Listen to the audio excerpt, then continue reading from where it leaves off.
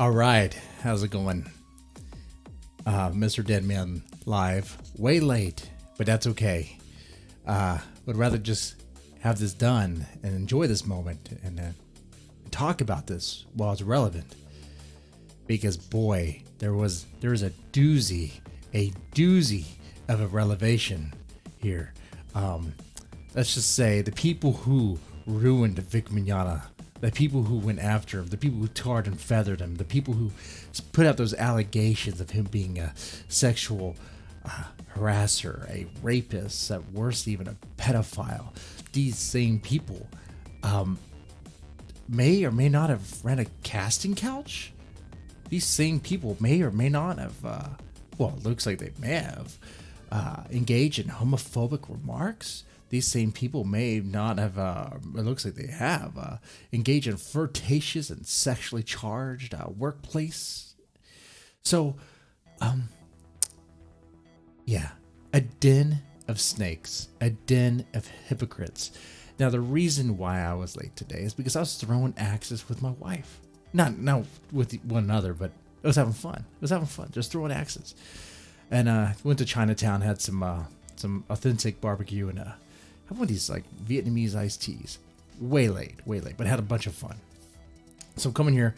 We're gonna talk about the response to to the motion to dismiss. Okay, that Thai beard response is beautiful, and in it, there's a bunch of stuff. There's a bunch of stuff that really puts things into perspective. You know, the beginning of this whole Vic Mignogna situation, a lot of us asked, what is the motive? And a lot of us, when I say a lot of us, I'm talking about like the big players, the big names talking about it. I'm talking about Nick Rekieta, Yellow Flash, that Umbrella guy, of course, Hero Hey.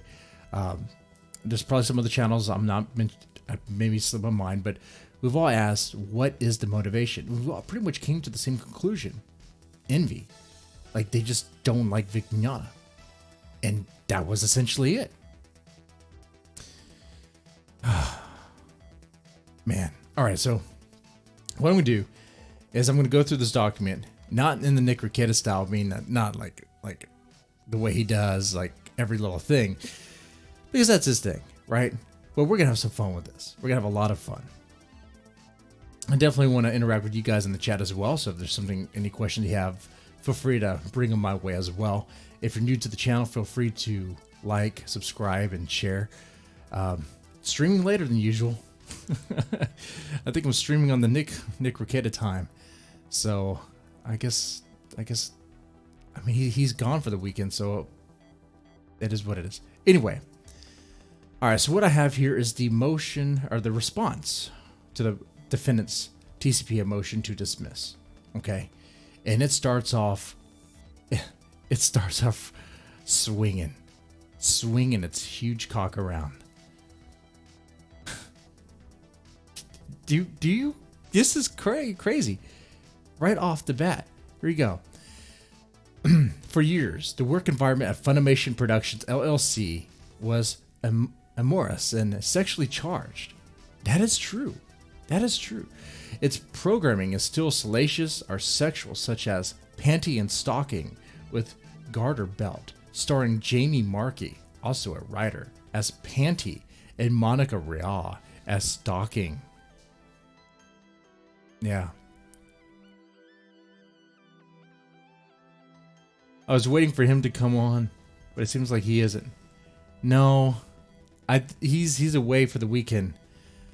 I'm not Nick Rekieta. I'm not stealing his slot. I have a lot of respect for that guy. Okay? I've even had him on the Deadman Stone podcast. A lot of respect. Not gonna pretend to be. I don't even have whiskey here. It's Gentleman Jack. You probably disavow that. I have water and Vietnamese coffee. All right. I'm not an attorney. My background is I do have some court experience, being that I'm in court, usually with affidavits to take custody of people's children for the state. A whole different thing, but here we go. Okay. Anyway. Anyway, let's go back to this. A show about sex and eating candy, and two fallen angels dressed as schoolgirls who used their lingerie as a weapon to fight bad guys.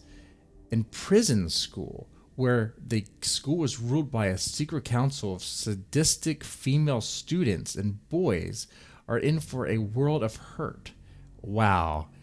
You know, when a judge reads that, a Texas judge reads that, they're going to have an interesting opinion about that. What the fuck are they talking about? Oh, God. It's an embarrassing. It's an embarrassment. It really is.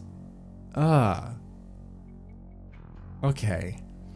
At times, Funimation uses provocative imagery to promote its shows, such as Jamie and Monica in this promotion. And this stuff is relevant. It's important.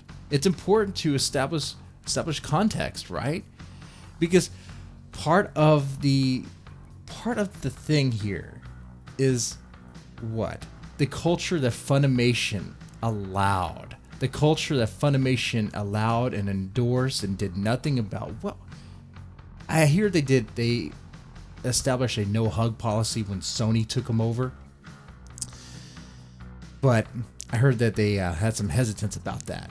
And I doubt they really practice that all the way, you know? They probably still give hugs, you know what I'm saying? So this is important. This is very important. And we've talked about it before. Even when the stuff broke out, I talked about even at conventions, it's very sexually charged. And how these voice actors, the same ones that go after Vic Mignogna for side hugs and give kisses on the cheek, do the same fucking thing. Same fucking thing. And now it's coming to them, and hashtag kickvic is all like, well, what does it matter? He's fired. He's fired. What does it matter? Dude, you guys are being sued for defamation. That's why it fucking matters. You guys act like it's like this whole lawsuit is to get his job back. No. This lawsuit's not about getting Vic Mignogna's job back. That's over and done with, I think. This lawsuit is making y'all pay for the shit y'all talked about, for ruining a man's career by lying, by saying that he's a sexual harasser, this rapist, this pedophile. And this happened since January and February. It is August. Yet there's not a single piece of fucking evidence to back up him being a pedophile. What is it? What is it? There is none. What about the evidence to back up being a rapist? I'm sorry. All the affidavits that came forward on the hashtag kickvic with the all those affidavits, the worst they have is a side hug and a kiss on the cheek. Okay? And then Jamie Markey's supposed hair pulling. Where's hair pulling rape or sexual assault in Texas? It's not. But that's not even what happened, is it? These people. They lost the plot entirely. They lost the plot. Okay. In fact, this raunchy environment at times appears at conventions attended by its voice actors. For example, Jamie making out with Vic. Jamie making out with Vic.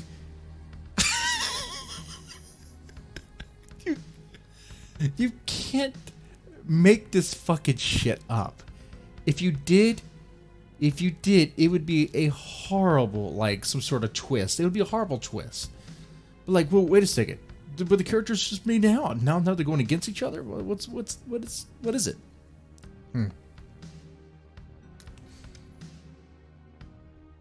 Man. This Vietnamese iced coffee is great. We got like in Chinatown over here, but it's like one of those, I don't know, they have like those the jellies in it. I don't like that. That's weird to me. Anyway.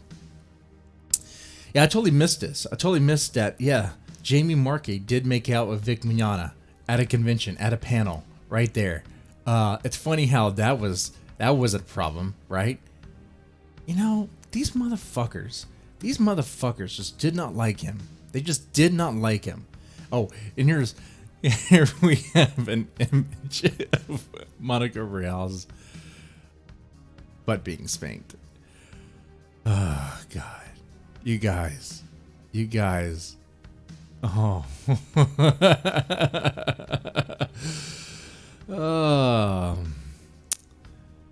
Let's see. In 2010, Con-Nikawa convention in Tucson, Arizona, are Monica being spanked at the 2011 Anime Detour convention in Minneapolis, Minnesota.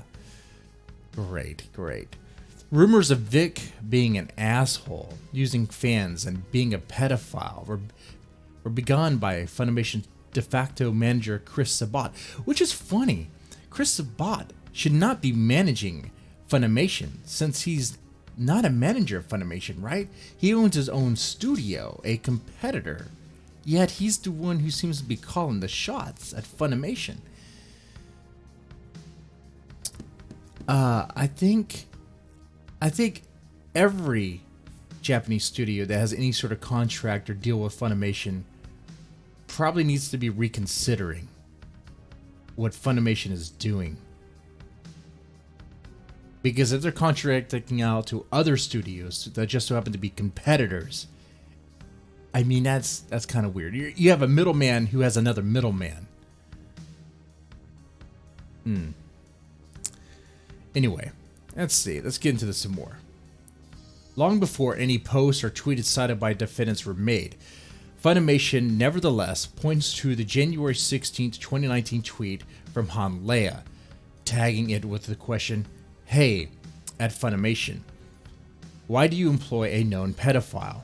and linking to a post on Pretty Ugly Little Liars, as initiating allegations against Vic and triggering its investigation.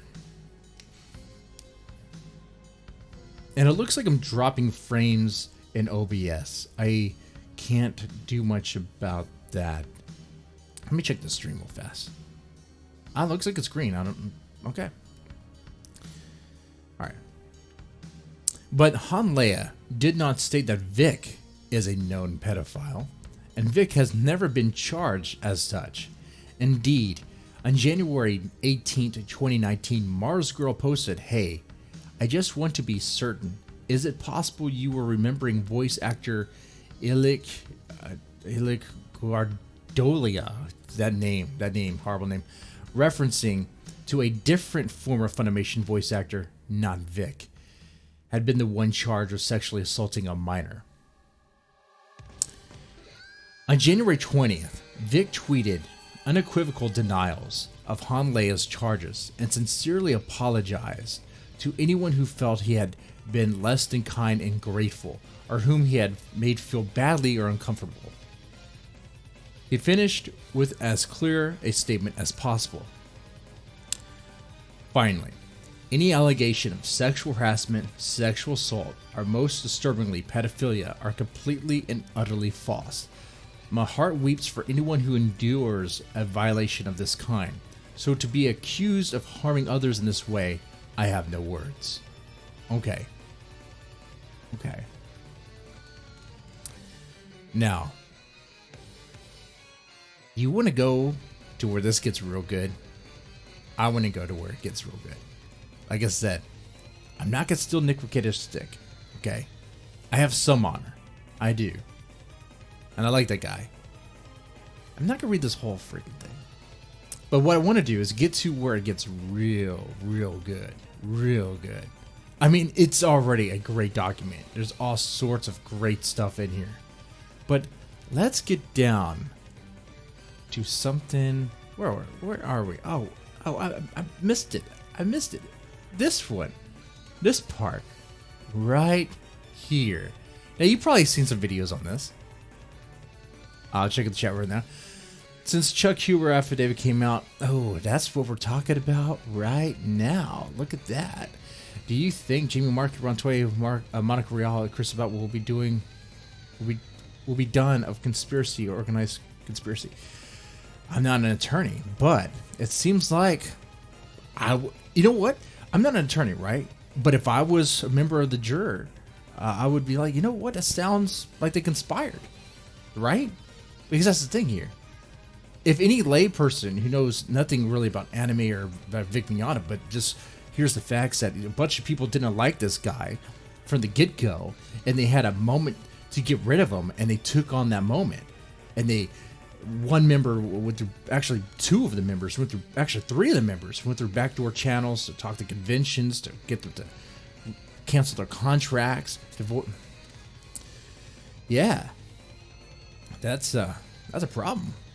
Let's see. Here's the affidavit of Chuck Huber. This is great.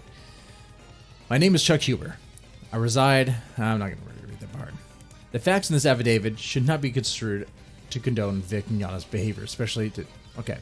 I've been a anime voice actor, or VA, since 1998 and have performed over 200 roles. I've attended over 150 anime conventions.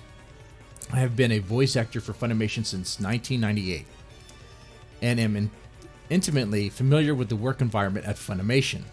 I am friends with several employees of Funimation and have had direct communication with former CEO Jin Fukuhanga, Karen Mika, Justin Cook, Colleen Clickenbeard through my years of employment at Funimation. I'm horrible with names, like probably one of the worst. I have been a voice actor at Okratron 5000. Wow. Because 4,999 were already taken? Like, what? Why 5,000? I don't understand that. Okay. A company owned by Chris Sabat since 2004. Now, I mean, if that Okratron 5000 was a reference to some anime, I slipped it. Okay, I did. Okay. Anyway, since 2004, and have been an employee of Deep Space Mustache, a film company founded by Chris Sabat during 2012-2011. Okay. I've been friends with plaintiff Vic Mignogna, Vic, for at least 10 years. So he knows him. He's known him for a while, right? I've been friends with him. I've been friends with the defendants Jamie Markey and Monica Real for at least 10 years. Okay. I know Ron Toye and his relationship with Monica Real. The first time I heard Vic's name was in a conversation in 2003 or 2004 with Chris Sabat. This occurred when I was recording for a Funimation property. In that conversation, Chris Sabat verbally disparaged Vic's Christian faith and speculated that Vic was actually gay based on the way he dressed. Now, I mean, honestly, yeah, I guess come on, the way Vic Mignogna, the pants you wear, man, the pants you wear. Come on, probably but if he was gay, he wouldn't be wearing those pants. He would not be wearing those pants. Gay dudes have more than enough fashion sense to not be wearing that shit, right? I don't know. But, no. Kind of interesting. Because this tells me that Chris Sabat has already had, like, I don't know if this is enough to say homophobic, but, like, why is this even a matter? Why does it even concern Chris that Vic is gay, right? What does it matter? Why is that a concern? You know? Interesting.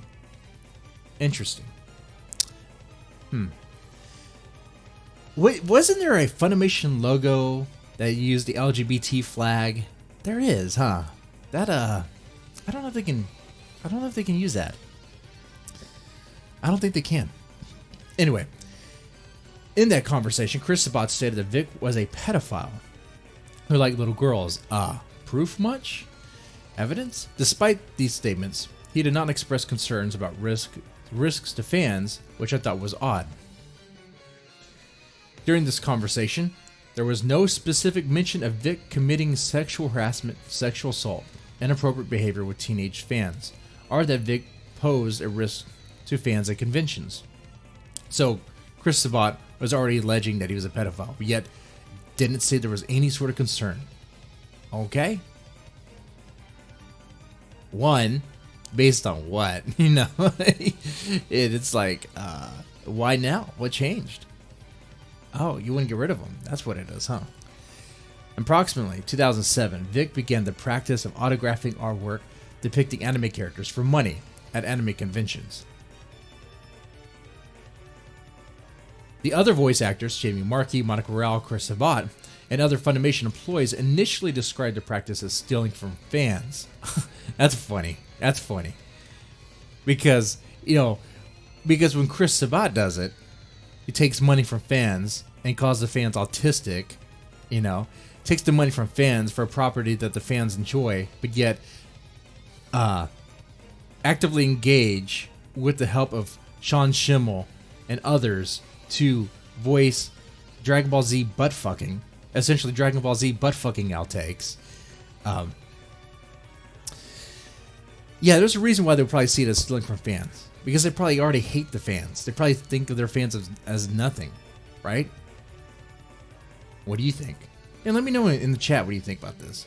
I know sometimes, I'll say one thing I think I offer to this whole discussion and my takes is that I am pretty colorful with my language.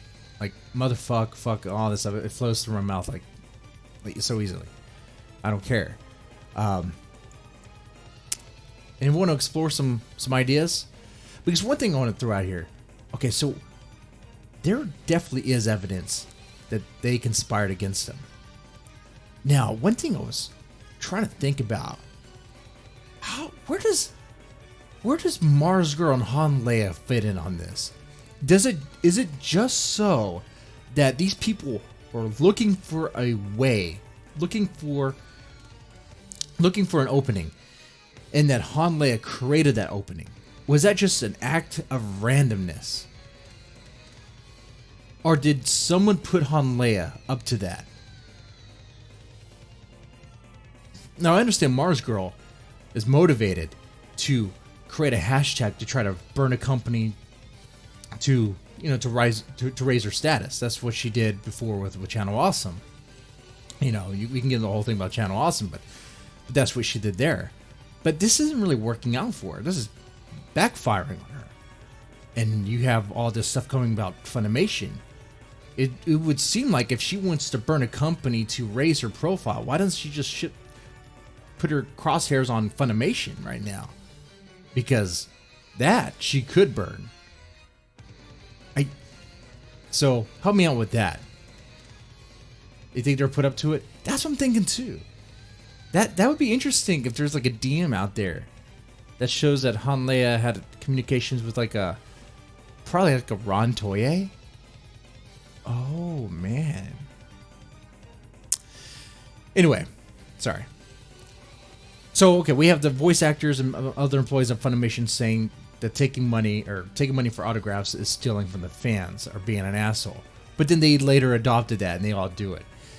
In virtually all conversations I had with these voice actors, when Vic was not present, disparaging remarks were made about Vic. Typical statements included, he's a prima donna, which, okay, he's a douche, okay, he's a diva, his clothes are gay. What does that fucking matter? Are you guys professional or what? Clearly you're not. Plus comments of his purported infidelity. So what? Okay, that happens. He's a grown adult. He make those mistakes. Dislike of his conservative Christian beliefs. Well, you go fuck yourself on that one. Personal attacks for his support of Donald Trump. What, you think things would be better with Hillary? Jamie Markey, Chris Sabat, and others. Let's see. So the comments were made by Monica Rao, Jamie Markey, Chris Sabat, and others. All of them, however, conceded his ability to do his job. Okay. In December 2013, at YamaCon, I had lunch with Sean Schemmel and Sony Straight. Sean Schemmel tried to persuade me to participate in a derogatory video about Vic known as Vince Mangina via pedophile video. Vince Mangina, oh my god. That slipped my mind. I wasn't reading it at like a teenager level. I was just reading it like, what? But Vince Mangina via pedophile. I'm not surprised.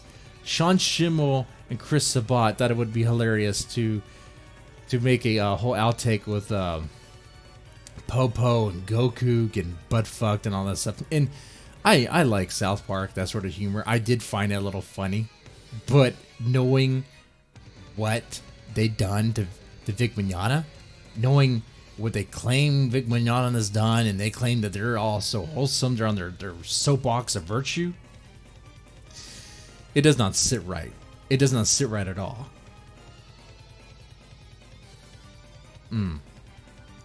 Let's see, Mars Girl was talking about going against Funimation last month, but it hasn't moved on them. Mars Girl hides in forums outside of YouTube and Twitter. You know, if Mars Girl is Mars Girl and is actually looking for a way to increase her profile by burning someone down, this is it. This is it. And people would actually champion this one. I mean, some people did clap for Channel Awesome for different reasons. But you know what kind of makes me wonder though?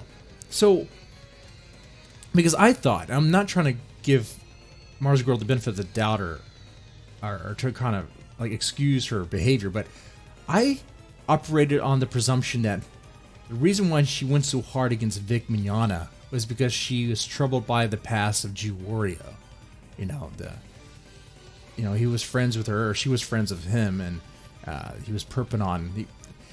The story either is she found out they was perping on and didn't know, or that she knew about it and hid it, and then it came out, and then she feels remorseful and is trying to like make up for her past demons. But you have all of this other stuff coming out about all these other people, a whole hive of them. Like, why not go after them? Go after all of them. I don't know. It's I think Mars Girl's lost in what her target should be. Oh God. Anyway, so Sean Schemmel tried to persuade me to participate in a derogatory video about Vic known as the Vince Mangina VA pedophile. The video was to portray Vic as a pedophile. Great. And based on what? Like, why would they say that? Just because of his voice and they think he's gay and because he hugs fans? Don't they hug fans? We have photos of Sean Schemmel doing full-on body hugs of fans of girls. I don't know how old they are.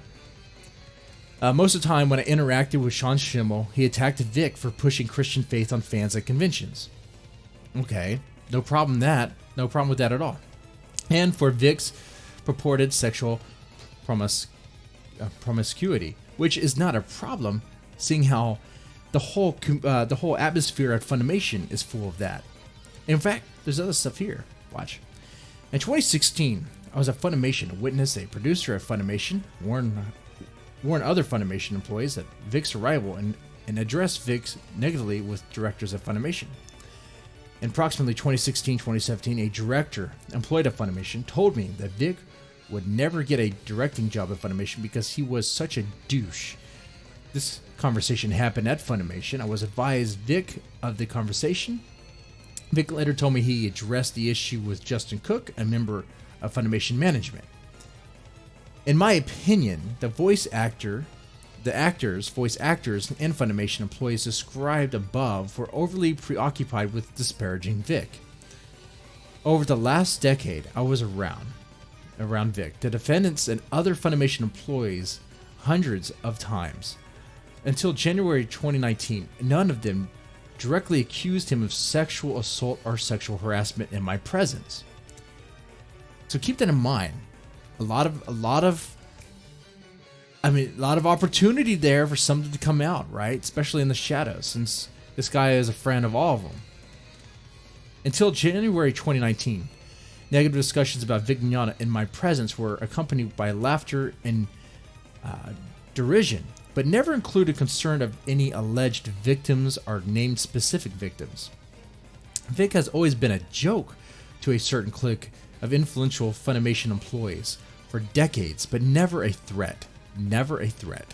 Vic indicated to me that in 20 years of working at Funimation, he had never been warned of any complaints about his behavior.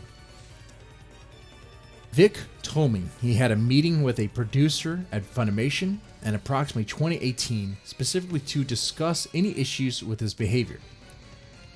He stated there was no mention in this meeting of his having committed sexual harassment, sexual assault, or having behaved in an inappropriate manner at Funimation or at any convention. He stated that she told him that he was difficult to work with because he sometimes asked directors to do an additional take when the director was satisfied with the initial take. Okay.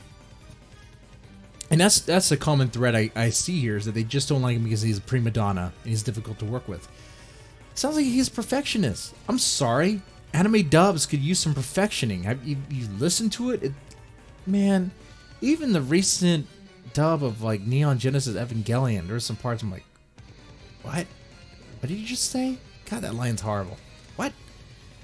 Alright. Anyway, senior Funimation directors have described work environment at Funimation to me as a den of poison, Kafka nightmare, and Orwellian slave factory. Look at that. My experience working on Funimation was unpleasant. It is well known that if one falls out of favor with certain people, including Chris Sabat, which Chris Sabat, he's not really a manager at Funimation. He runs his own studio. So why is he throwing his weight around? Why is he allowed to? So much has gone wrong. Just burn it. Burn it. Or if one tries to do anything to change the working conditions, that person will not be rehired as a voice actor. I felt threatened with not being used as a voice actor in subsequent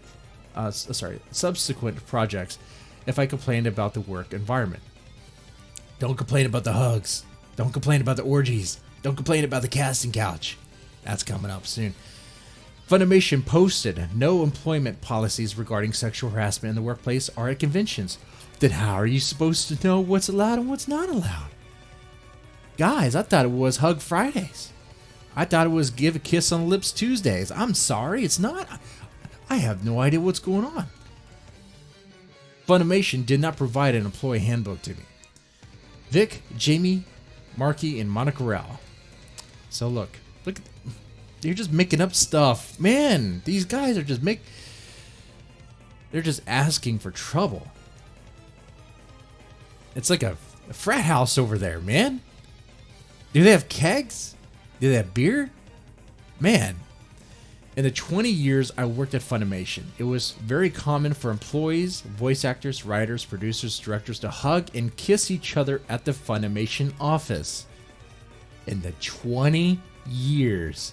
And this guy is a friend of all of them. And you might say he's biased. But he'll even throw Vic Mignogna under the bus a little bit. He'll go out and say, look, Vic Mignogna had a problem with using his his position, for like sex. Okay. But consensual sex, stuff that happens. Stuff that happens even with actors and celebrities. It happens. What are you talking about? But for 20 years, this guy worked there. And hugging and kissing was a common workplace environment. Earlier in this response, it was talked about how Funimation has a sexually charged environment. Laying down that foundation, laying down the evidence that supports that, right?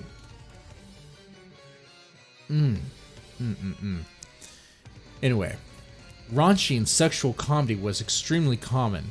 Sexual relations between Funimation employees and voice actors was common. No one was ever disciplined or terminated for this conduct. When Sony acquired a majority interest in Funimation in late 2017, a no hugs policy was announced. It's so bad, Sony had to tell them to stop fucking hugging. Sony had to go in there and be the dad until the fucking these what are they? They're like college kids. They're like frat house bros. What's going on? That's horrible. The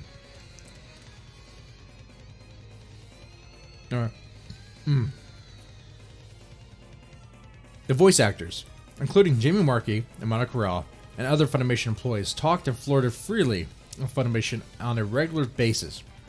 Though this did become less common after Sony instituted the no hugs policy.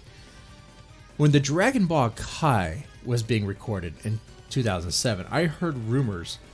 Is it Kai or Ki? I heard rumors that actresses have been recast at Funimation for refusing sexual advances by Funimation employees. casting couch. That's what that is. That's a casting couch. That's like a Harvey Weinstein sort of level of casting couch. So let me reread that again. So back in 2007, he heard rumors. Of course, there's rumors. Okay. The actresses have been recast at Funimation for refusing sexual advances by Funimation employees. I consider these rumors credible based on my experience working on Funimation and from direct messages received from a former DBZ cast member. Oh, I wonder if that direct message is in this affidavit. Huh. Haha. I also heard that actresses who participate in sex with Funimation Okatron 5000 employees were cast in roles. Of course. Oh, and who owns Okatron? Is it Okatron or Okuratron? It was misspelled. It was spelled one way. Anyway, I consider these rumors credible based on my experience working at Funimation. Interesting. And Chris Sabat owns that company. The plot thickens, huh? It really does. Mars Girl, you went after the wrong person. Vic Mignogna was this person, this horrible monster. You just don't like him because he's a conservative and an asshole. Alright, but you're an asshole too. Mars Girl, if you went after Chris Sabat, I'm telling you now, you're not listening to me, you don't give a fuck. I'm just saying this. If Mars Girl went after Chris Sabat and these people, like the people on the I Stand With Vic side, I think we would be okay with that. I think we'd be like, well, there you go. I don't know how far you'd go with it. I don't know if you cheer it on. I most certainly would. I would. I'd get some popcorn and enjoy it. Enjoy the show. Yeah, sounds like a sex cult. Yeah, it does. Oh man, that would. Oh, I'm telling you now, if Mars Girl turned on Funimation with this stuff, that would be great. That would be fucking great. Oh man. Oh God. Please, oh Heavenly Father, make that happen. Ooh, come on. Ooh, come on. That'd be great. It'd be too good. Okay. Come on, I can't be the only one, right? When the trailer for the Dragon Ball Z Super Broly movie was released, Vic did not voice the character Broly, even though Vic had only... Sorry. I messed with the coffee. Even though Vic was the only English actor who had ever voiced Broly up to that point. During this time frame, I sent a text message to Chris Sabat, who responded, "If there's anything about Vic, I will not talk about it." Chris Sabat is the owner of Okratron 5000 and is a voice actor at Funimation. Chris Sabat did most of the casting and recording for Dragon Ball Z properties, including the Dragon Ball Z Super Broly. So why is Chris Sabat handling that when Funimation is supposed to be handling that? So Funimation subcontracts that out to another studio? That's interesting. I wonder if...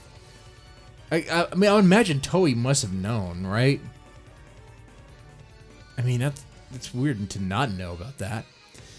The voice actors employed at Funimation generally consider Chris Sabat to be a de facto manager of Funimation, which is weird, because he's not. What is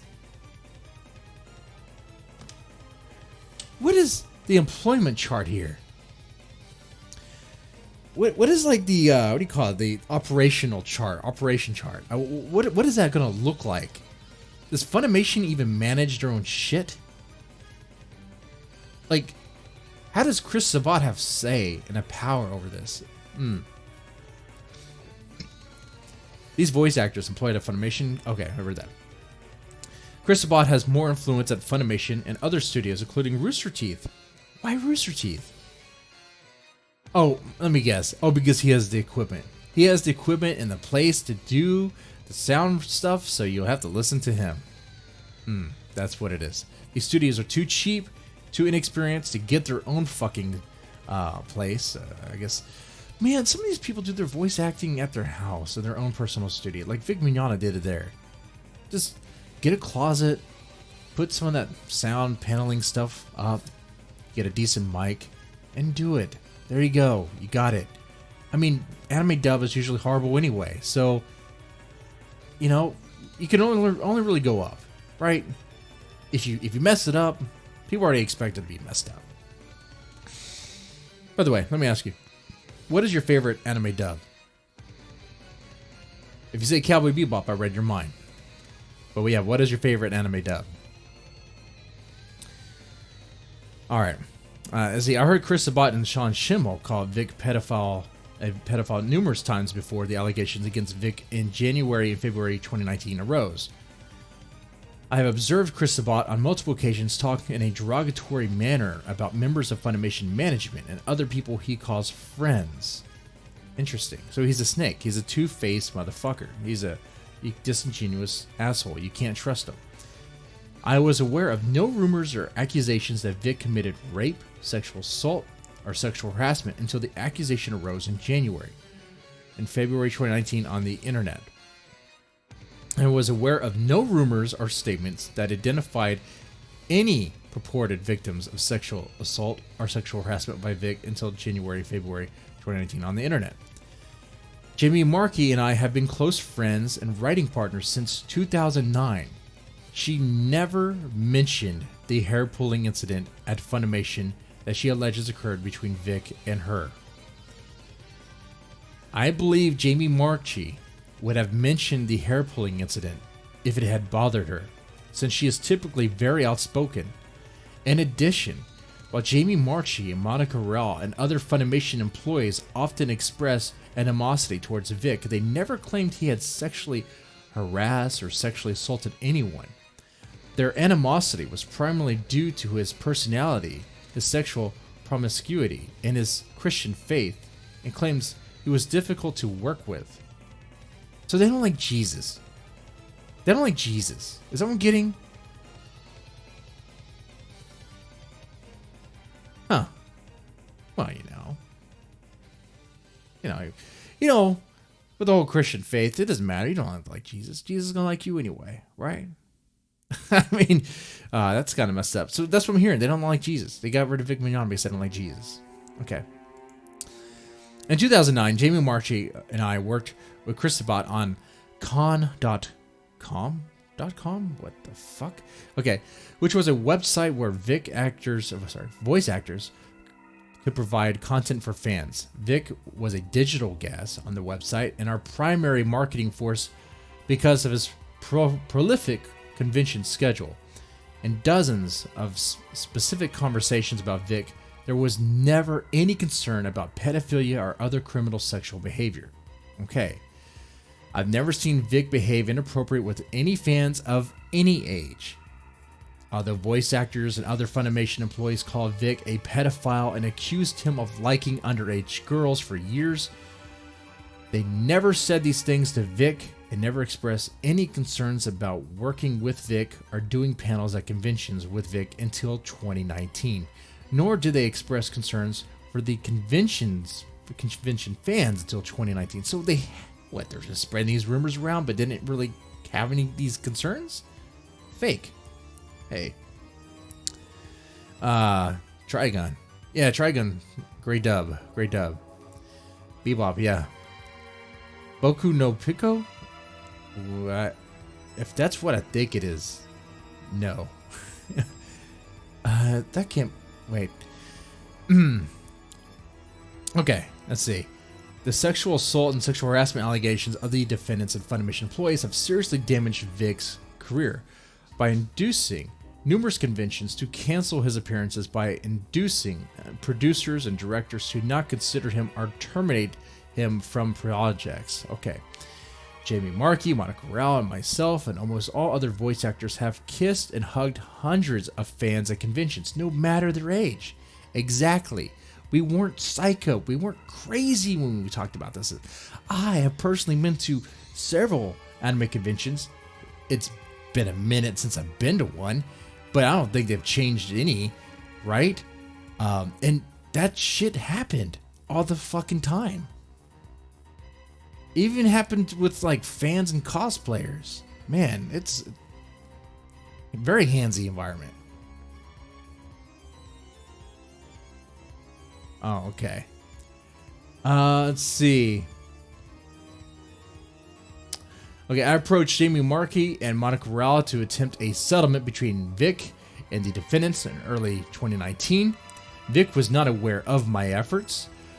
I was initially supportive of what Jamie and Monica were doing because of my understanding was that they were with inflated versions of their stories attempting to help the alleged underage victims of rape and sexual assaults by Vic, which they, along with Michelle Speck, directly told me existed, who would otherwise would be too afraid to speak out.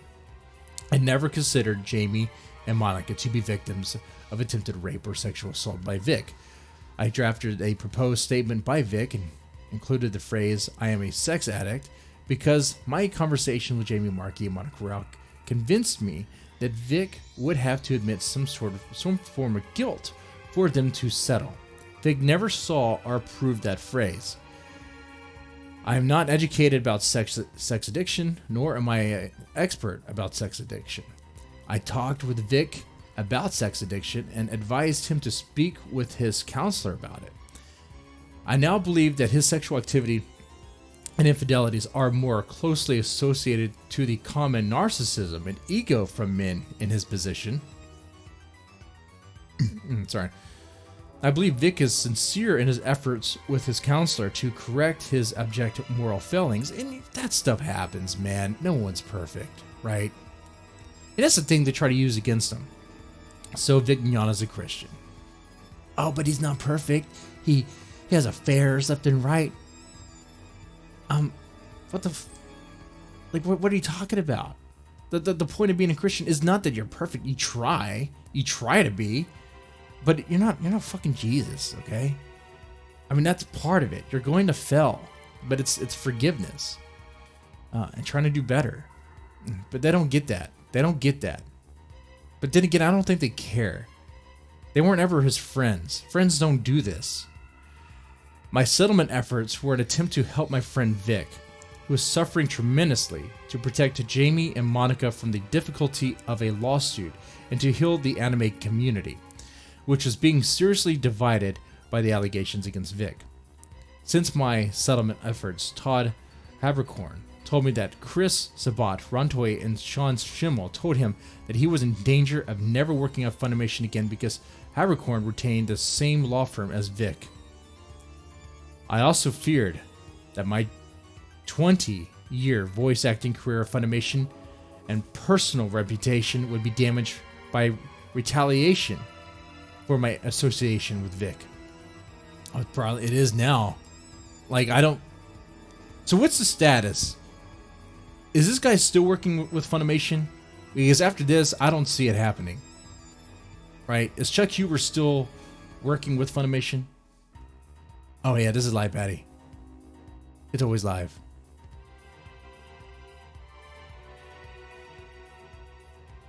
It's always live. Yeah, it's very late. Very late, and I'll let the chat fill the other part. I gotta be well, it's very late and very gay. Let's put it that way. Very late and very gay. Might as well put that. And I'm talking about Funimation and their homophobic remarks. Might as well just say it. Very late, very gay. Okay. Let's see. I contacted Jin Fukunaga, and then CEO of Funimation, to discuss my concerns with Chris Sabat's gaslighting of Sean Schemmel, damaging use of his authorities towards actors, and his attempts to destroy my career. In early March 2019, who met with me and advised that Vic would lose and have to pay via something he had learned about called an anti-slap motion. He also, in response to my concerns about Chris... Wait, so these guys had a plan. They knew Vic was gonna... man, these motherfuckers.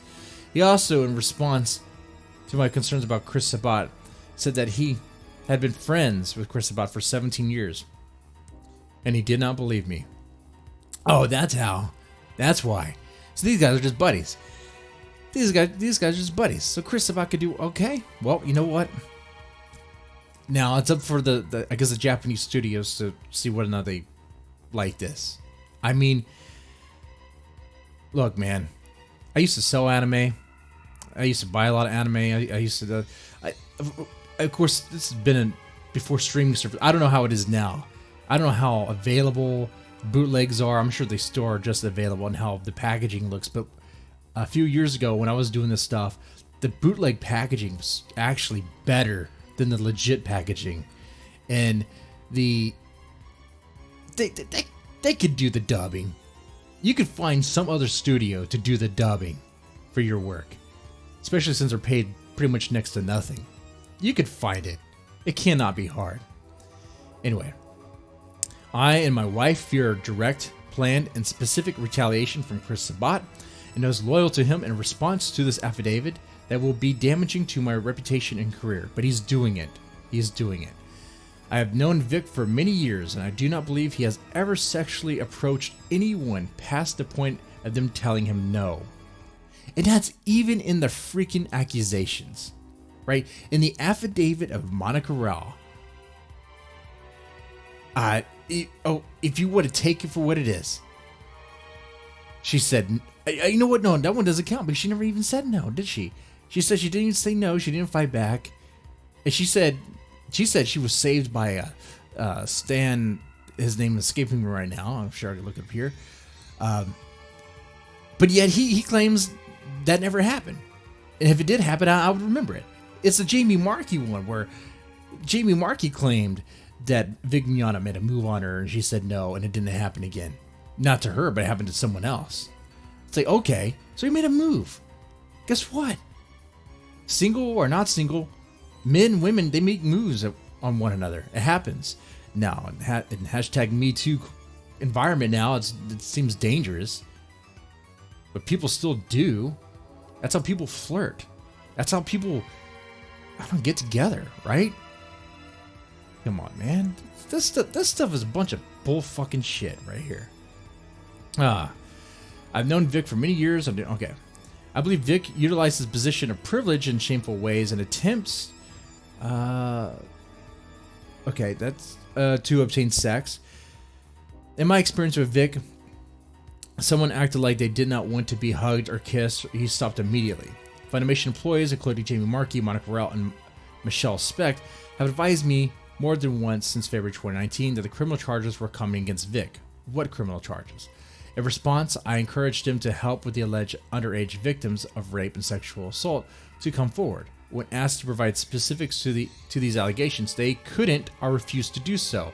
And keep in mind, they're the ones being sued for defamation, which is pretty much, you've been saying all this stuff about me, you've been calling me a rapist, a pedophile, you've been saying I'm this rapid sexually assaulting machine here. Back it up. Back it the fuck up, or pay me, because you've ruined my career. I mean, that's pretty much what Vic is saying when he's suing them for defamation, right? That's been happening. This whole thing's been happening since January, February. It's August now. They have yet to produce fucking evidence of any of it. Any of it. Their argument they're trying to make, the kickvic, is that he's a public figure. Oh, they're going to lose that argument. They're going to lose that argument in a heartbeat. You think a judge knows who the fuck a Vic Mignogna is? You think this judge knows what anime is? Man. Come on. No, they're going to lose that. They're going to lose that. Anyway. When I was told about the contents of the confidential investigation undertaken by Tammy Dinbao, on behalf of Funimation, my opinion was that Funimation, Jamie Markey, and Monica Rao acted together with encouragement from Chris Sabat, Sean Schemmel to destroy Vic's career and life.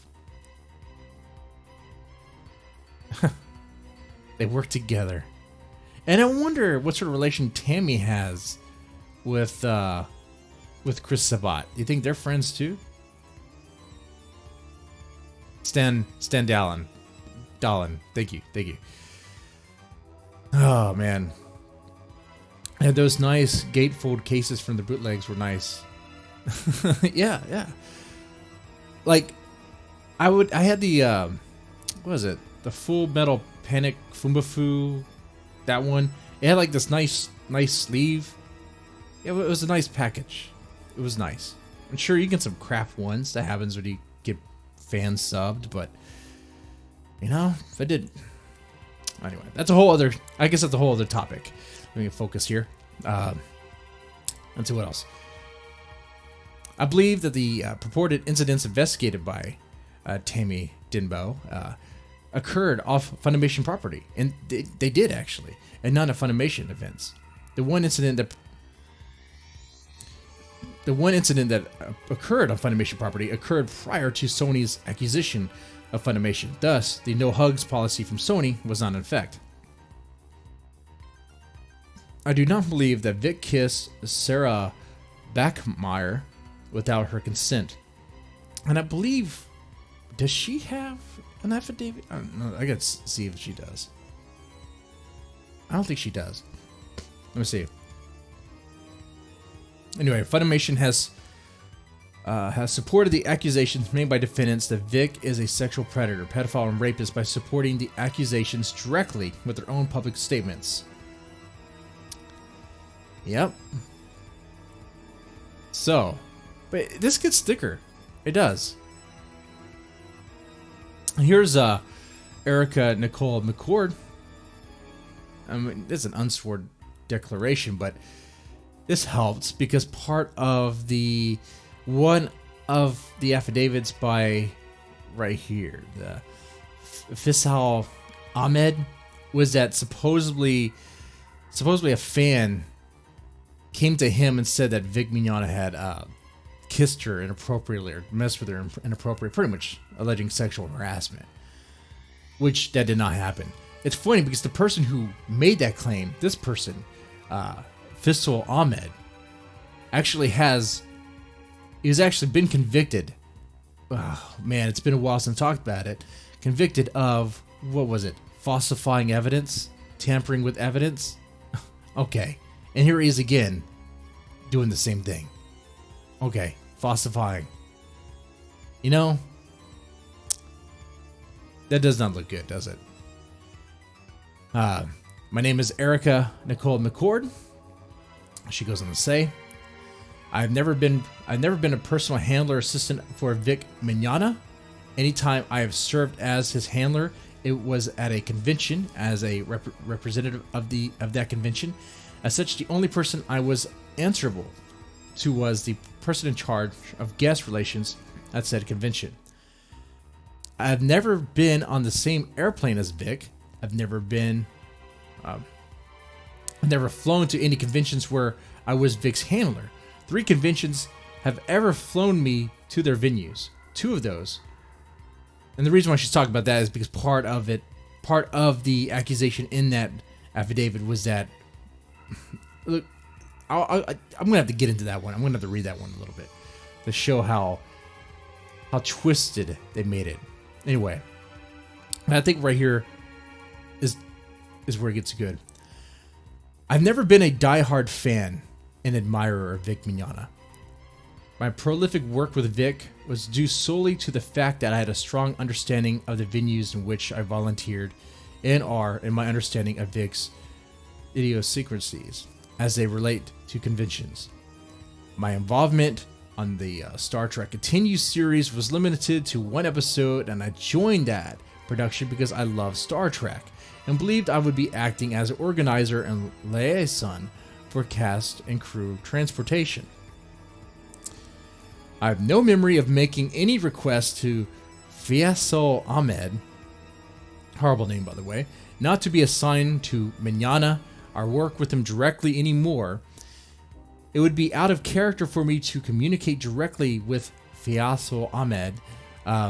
It just sounds like the asshole Ahmed, about anything at a staff meeting. I made this statement to Natalie Ackerman, director of guest relations, who was in charge of the American and Japanese guest handlers of Anime Week in Atlanta and several other festivals, other conventions.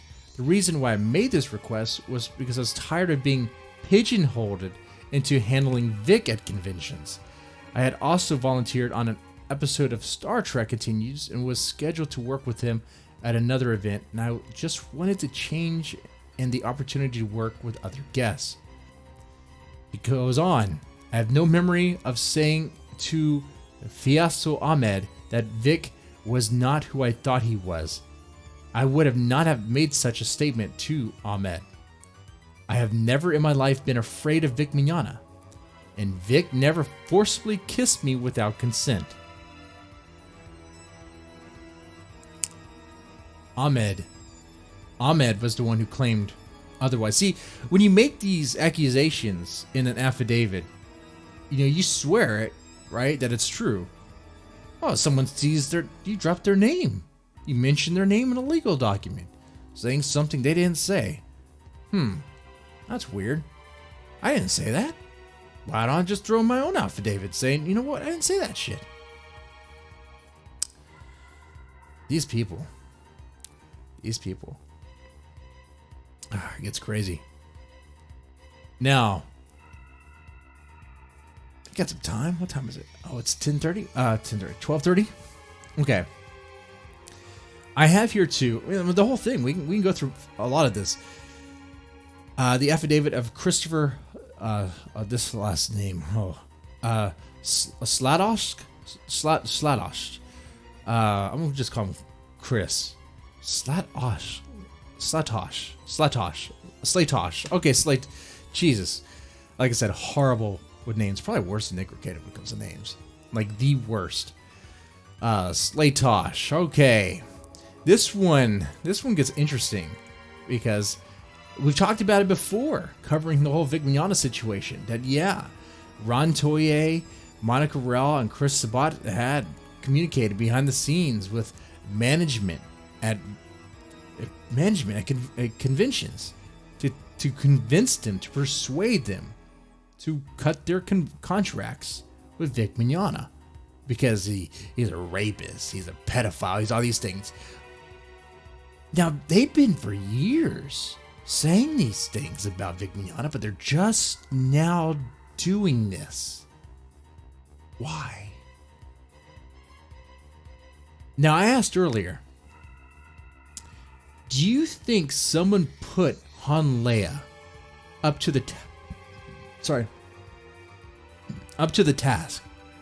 of trying to get her gay art signed, and it failed, and didn't react that way? Or did it just so happen that fate would have it that just happened, and they caught wind of it, and they saw the opportunity, and they jumped on it? I mean, what is it? Or could it be that Ron Toye found out, not the alleged wife beater, but he is a wife beater, as stated in a legal document. He is a wife beater. Ron Toye found out about Monica Rao and Vic Mignogna being flirtatious at one point. Maybe a kiss. You know what? Maybe Vic Mignogna did invite Monica Rao to the hotel room or whatever. Maybe there was a kiss. Maybe Ron Toye found out about that. Maybe Ron Toye is a little pissed off about that. But the thing about that theory is the Han Leia Mars Girl part. What is that? Is that a whole separate thing that just so happened? Or, I mean, is that that's either a coincidence or that was orchestrated, right? Which part of it? The Han Leia part? Going out to a convention, trying to get your yaoi art signed, doesn't happen. So you say, hey, Funimation, you employ a homophobe and pedophile, all this stuff. And Mars Girl, she wants to make up for being friends with a pedophile, an actual sexual predator who killed himself and all that stuff. She wants to make up for that, and she also sees an opportunity to burns someone down to bring herself up, as she does. So that explains her. But man, it's interesting. You could play a game of Clue with this, right? Like Let's see, let me look at the chat. I think Ron was jealous and went mad with power. You know, I think that's a component. We can't. There's a lot here. You know what? Maybe there's so much that it's like a powder keg just ready. Because for about 20 years, they've been talking mess about Vic Mignon behind his back, right? So they didn't like him. They hate him because he likes Jesus, and they hate Jesus. They hate him because he's a conservative, so he likes Trump. Okay. And I guess they're all like liberals, and they want, I guess they want Hillary. Okay. I mean, that's all they have. They just hate him. Oh, and he's a prima donna. Difficult to work with.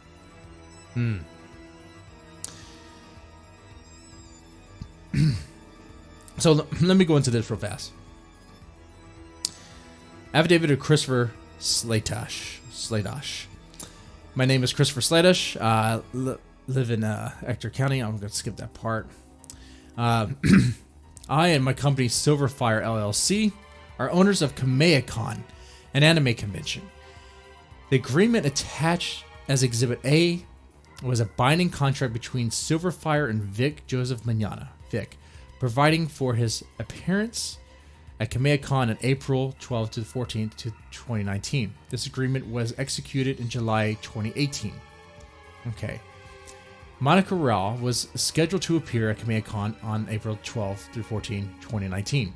From February 2019 through April 11th, 2019, I had several conversations with Ron Toye and Rial by telephone and numerous text messages. Conversations with Toye. Exhibit B is a true and accurate copy of the messages exchanged between us.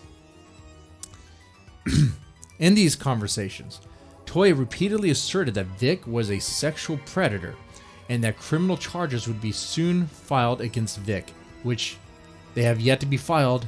What criminal charges? Oh, that's right.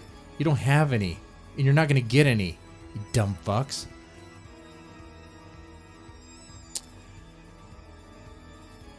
Anyway, and urged me to repeatedly terminate Vic's appearance. I told him that this would be a breach of contract with Vic.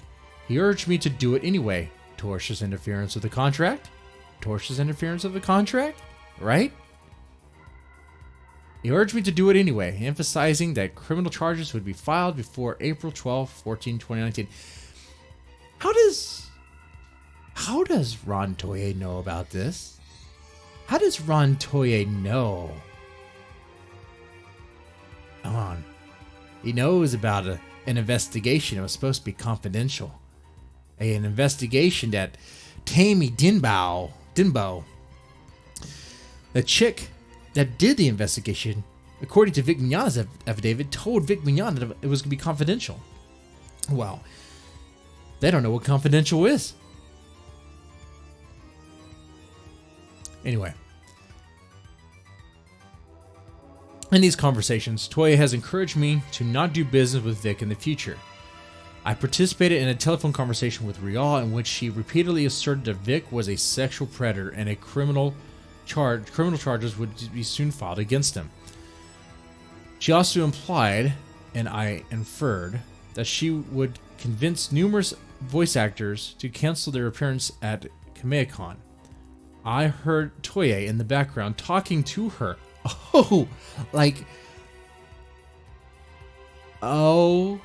Okay. Okay, now I work with families.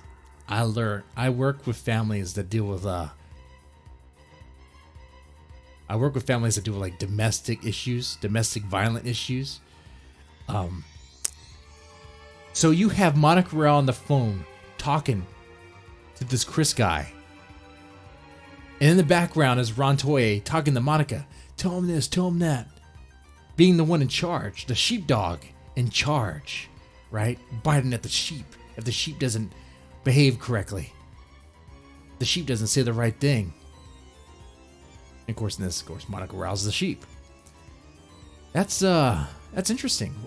I mean, does that not scream battered housewife? Does that not scream someone who's being manipulated and coerced? Of course. I mean, that's... To me, it does. To me, it does. Because I heard Toya in the background talking to her, and she periodically responded in agreement with him. Termination of multiple appearances at the last minute would have severely threatened the profitability of Kamehacon.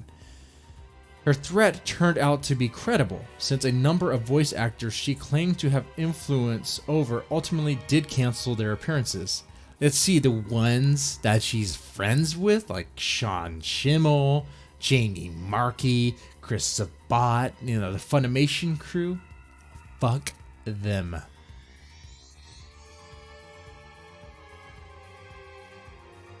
Horrible. Toei also clearly implied that his company would withdraw a promised sponsorship worth approximately $25,000. Wow, a threat. A threat. You know what? This sounds like something. What does it sound like? Someone calls up a business. Hey, if you're gonna do this for me, right? Hey, if you don't do this X, Y, and Z, then I don't know, something bad might happen. I can't make any guarantees, but that promised deal we had might come through. An accident might happen. Who knows? You might trip and fall. Who knows? Your tires might pop that day. It sounds like some sort of mafia level, like manipulation, doesn't it? It sounds crazy. That's a threat. Huh. If Silverfire did not breach its contract with Vic.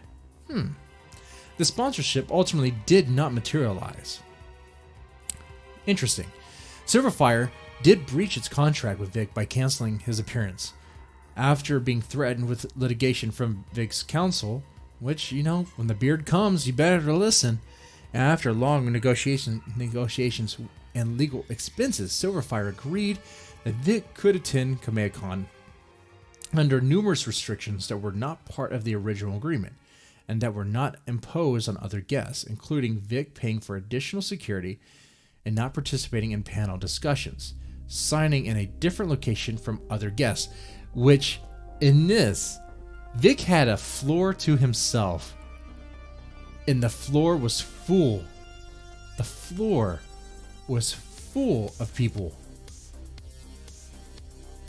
I mean, these... Anyway, let's see. As a result of this compromise, a number of voice actors Rial mentioned canceled their appearances. In summary, Rial and Toye individually and jointly told me that Vic was a sexual predator who would be criminally charged before Kamehacon, and they urged me to breach the contract with Vic. They threatened to lead a boycott of Kamehacon and threatened to withdraw significant sponsorship money that they had promised unless Silverfire breached its contract with Vic. Finally, they urged me to never do business with Vic in the future. They were trying to kill him, man. Here's they have the contract right here. That's more of a Nick Rekitis thing. I'll let him do that. You have the messages here. The interesting about this is that there's a part where he doesn't. He says that he did not tell Monica Rial that he was talking to him, but that's kind of not really that significant because Monica Rial then ends up talking to him anyway. So it's the thing about that though. I'm sorry, there is significance in that. So Ron Toye did initiate this discussion, if you will, this dialogue with Chris, and then Monica Rial gets involved. But Ron Toye is in the background of that conversation. And why is he in the background? Oh, you and I both know why. I mean, if history's to judge, like the emotional and physical abuse of his prior two wives, one of which got a restraining order against him because of how abusive he was. If that's to be any judge, then I think you can make a safe bet.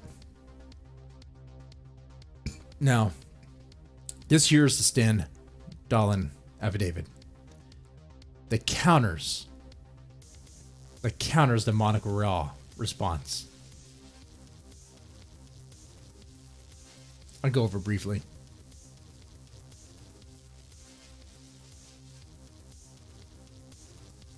Anyway, my name is Stan. My name is Stan. Stalin? Jesus. My name is Stan Dolan. I'll skip the first paragraph here. I have read Monica Real's response to the interrogatory number 4 contained in Monica Real's amended objection and response to plaintiffs' first interrogatories and requests for productions. Man, that's wordy. I was the owner of IzumiCon in Oklahoma City in November 2007. Monica Real and Victor Mignogna were both guests at that convention. I have no memory of the events described in the bullet point 4 of the response.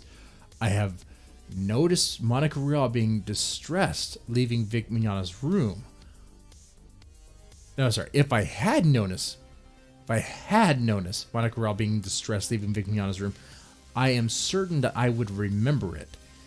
In subsequent years, I invited Monica Real and Victor Mignogna back to my convention several times. I would never have done this if I had been informed of any problems between Monica Real and Victor Mignogna.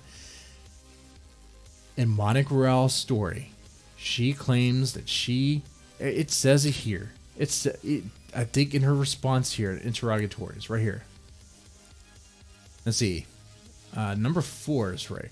Identify the instances in mid-2000s, including the name of the convention and the plaintiff grabbed you and kissed you in his hotel room.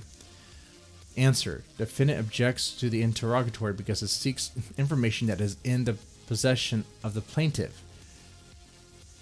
Okay.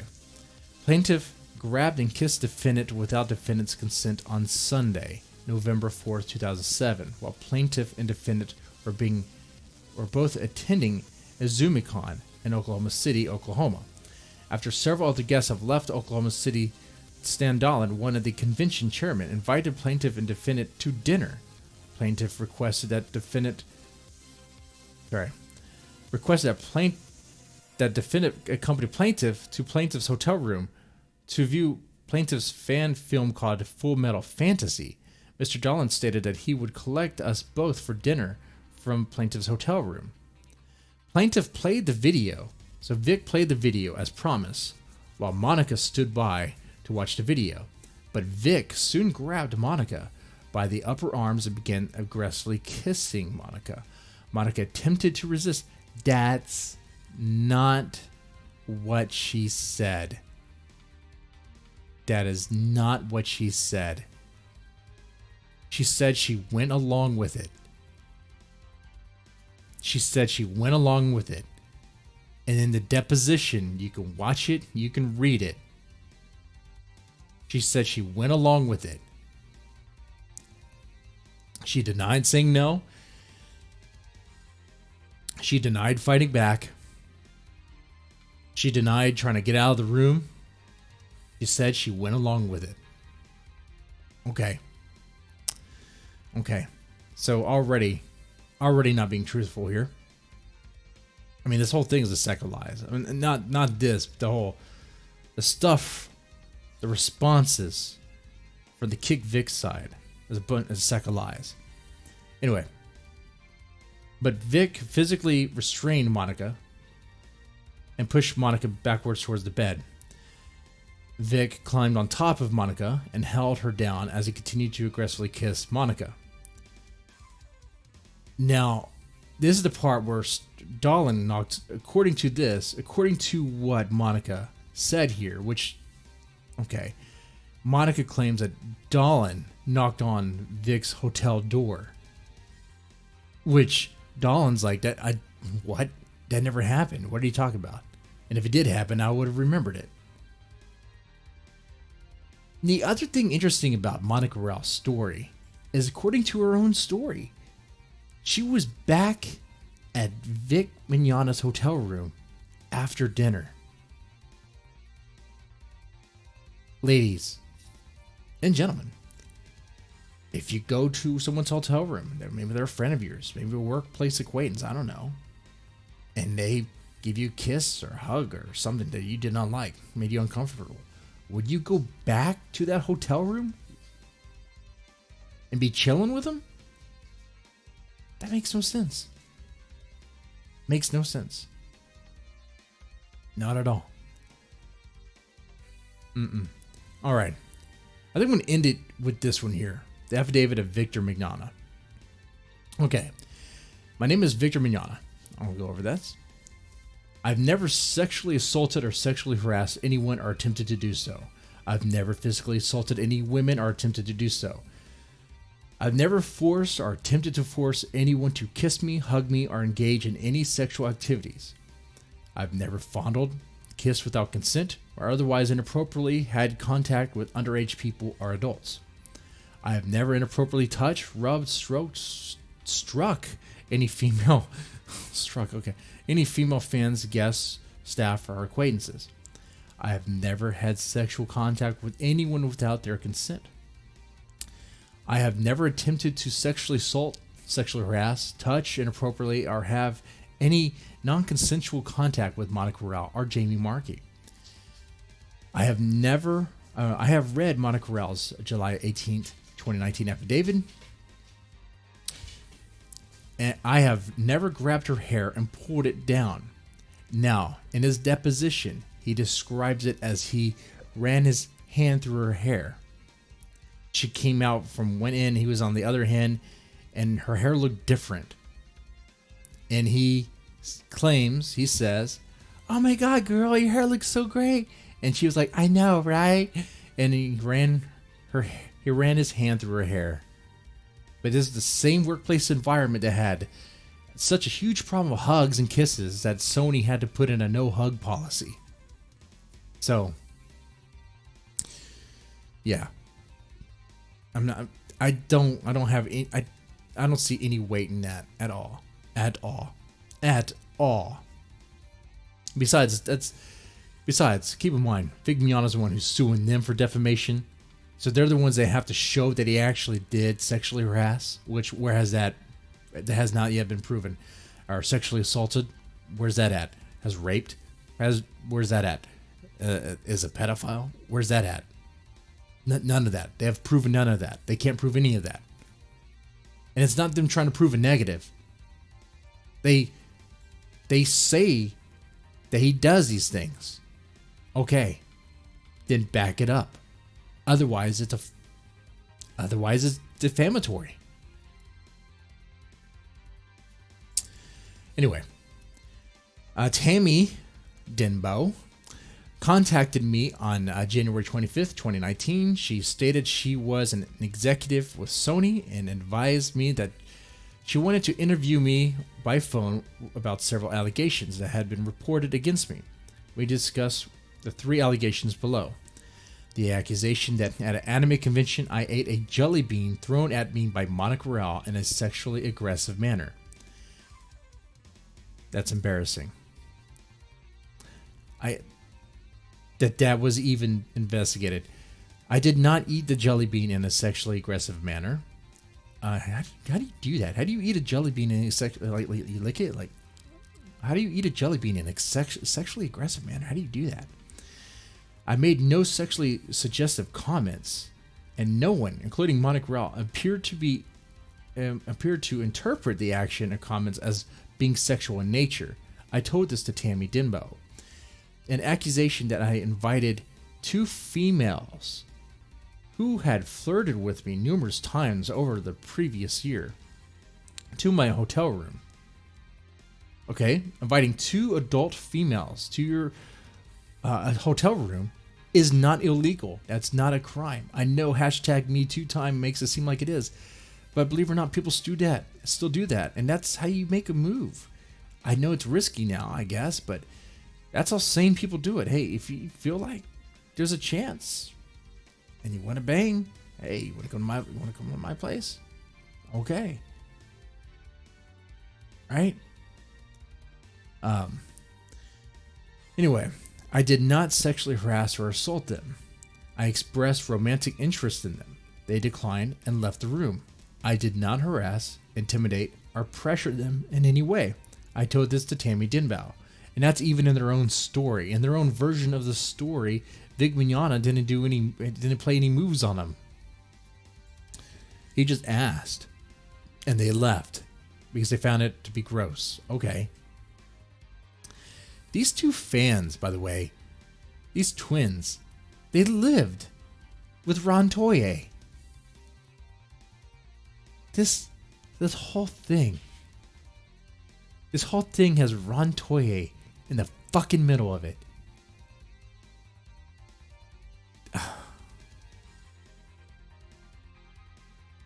Ron Toye and Chris Sabat.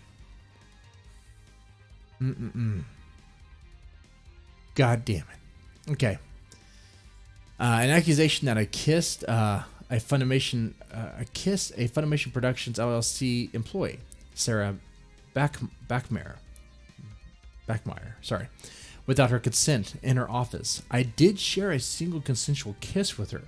There was no coercion or lack of consent. I told this to Tammy Dinbao.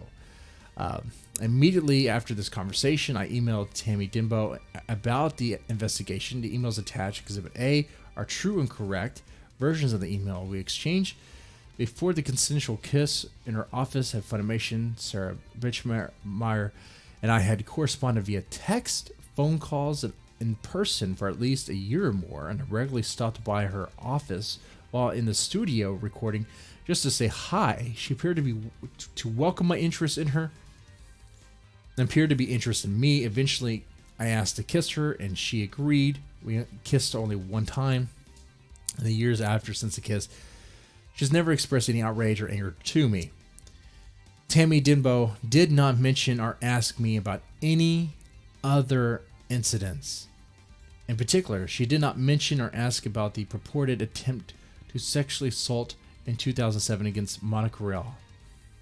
Nor did she mention any of the alleged hair-pulling incidents asserted by Monica Rell and Jamie Markey. I was assured by Tammy Dinbao that the investigation and its results would be kept confidential. So then how did Ron Toye know about this? You know.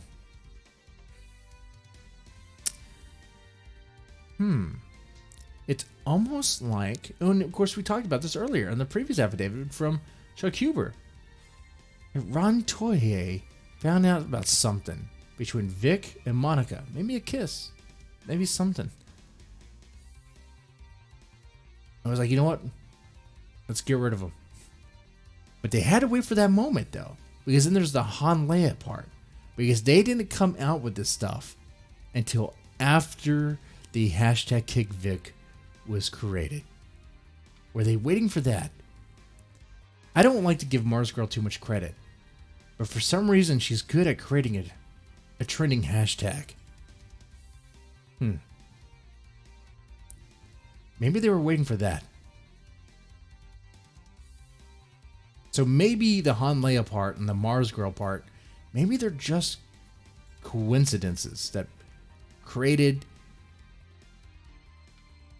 the perfect moment to strike. But still not convinced. Seems a little weird, you know? Anyway. Oh, so yeah, the investigation was supposed to be confidential, but it's not. I was informed by telephone on Saturday, January 26th, that I had been terminated by Funimation. Oh, God, that's horrible. That's horrible.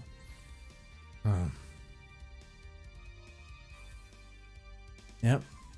He's been canceled too. That's what it gets into. And in mid-January 2019, I had valid contracts with dozens of conventions to appear as a guest in 2019. At least a dozen canceled my appearance by the time I filed a lawsuit, and they're listed in my admitted petition. I have appeared at a number of conventions in 2019. They're listed below, along with the amounts I've earned at each. And this is important to show what he makes at these, than to show what he lost, right? To show that there's been damage done. 5 of the conventions that canceled me were as large or larger than Anime Matsuri. These were Emerald City, blah, blah. You know, it is reasonable to expect that I would have earned similar amounts at each of these conventions. Seems reasonable. The owners or managers of the conventions canceled me all stated that the cancellation was due to the allegations of sexual assault being made by defendants. To the backdoor channeling, right? I mean, this is... man. This stuff right here, it just pisses me off.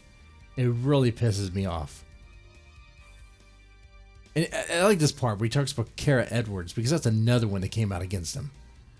I have read the affidavit of Kara Edwards attached to Royale and Toy's motion to dismiss. I did not commit any of the improper acts she claims I did in the affidavit, such as knocking on her door repeatedly, hugging for a long, uncomfortable long time. What? Saying things like, open the door, nobody has to know. Or, you know you want this. Like, even if he did those things, that's not sexual harassment. That's making a move. Sexual harassment would be like continuous. Like really continuous. Like, you would have to prove that. Okay. This stuff. I want to see Funimation get ruined with this. Okay, I think by going over the beginning here of this response, there's this response to the TCPA motion to dismiss. We got that Ty Beard is laying down the framework, or not the framework, but the evidence to show that like Funimation, that place, that environment, like it's sexually charged. It's ran like a frat house. It's supposed to have management, but Chris Sabat is somehow manager? Who's Chris Sabat? He owns a whole different studio. That's a competitor to Funimation. Okay. These people that claim that Vic Mignogna is a sexual predator are engaged with hugging and kissing and sexual acts of one another without any repercussion? Okay. That's important. That's important to know, important to show. So you have that environment, you have that stuff. Yet somehow, during all this, they have yet to actually show, to prove any of this stuff that they're saying. They haven't proven or shown anything to even suggest that he's a pedophile. They haven't shown anything to even suggest that he's a rapist. They haven't shown anything to suggest that he's a sexual assaulter. So they don't have anything. What you have here is a sexually charged workplace where it seems like anything and everything and anything can go. They play grab ass all the time. So why, even if Vic did something, why wouldn't that be an expectation then? But yet, where is it? Where is it? Hashtag kickvic, I think, gets confused. I think they think Vic is being sued. And that Vic has to prove something. No, that's not how this goes. No. They are the ones being sued. They're the ones, right? All right, ladies and gentlemen, I hope you enjoy this late stream. Nick Ricchetti goes long into the night. I'm going to stop it here. Now, if you enjoy this, please press the like button, share, and subscribe. Okay, I've been following this case, following the situation for quite a while, since the beginning. Very passionate about it. One, it's a Me Too story that is worthy to tell, worthy to talk about it. It's yet another one of those hashtag Me Too stories that's full of bullshit. They tarred and feathered a man. They ruined a man's career over nothing. No, no, no. Not over nothing. Over petty stuff.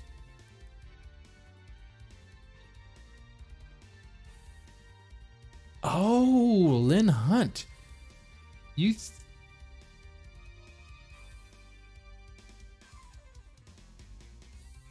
That's interesting.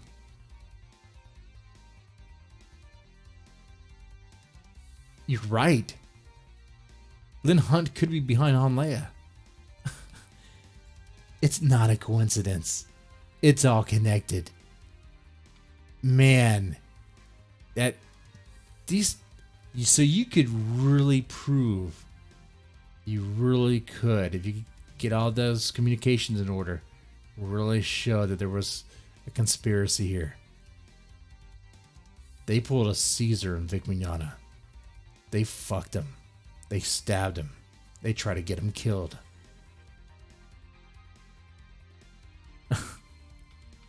Man. Okay. All right. Ladies and gentlemen, if you enjoyed this too, one thing, no obligation. But if you do enjoy this, it helps a little. If you want to throw $1 in the tip jar, that helps. You see it right there, the streamlabs.com/MrDevManDT. You know, it helps. It helps. But the more important thing is to like, share, and subscribe. And yeah, let's see what happens. I'm very curious what Nick Rekieta says. When he gets back in town, I think it'll be Monday if he doesn't do something sooner. Anyway, I'll take it easy. I almost don't want to end this, but it's late and I have church in the morning. So, y'all take it easy.